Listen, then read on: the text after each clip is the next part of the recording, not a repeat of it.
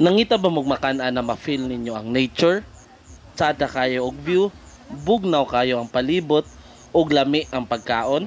Good morning travelers! Welcome to another Kentot Eats and naata karon sa Kumaykay River Farm.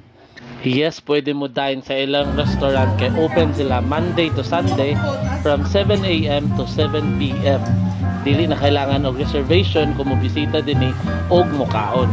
For overnight stay, I'll make another video for that and I'll tell you all the details.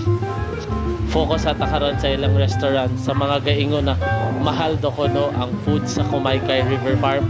Actually dili gid siya mahal. I-compare nimo siya sa mga other restaurants na nearby, dili ra sila galayo og presyo. Pero mas ang sa Kumaykay, mas dagko og serving and mas lami pud siya compare sa uban. Real talk lang. Kay makita po ninyo kung unsa ginagamit ng mga ingredients sa Kumaykay River Farm. Makita og matilawan gid nimo na fresh ang ginagamit dinhi.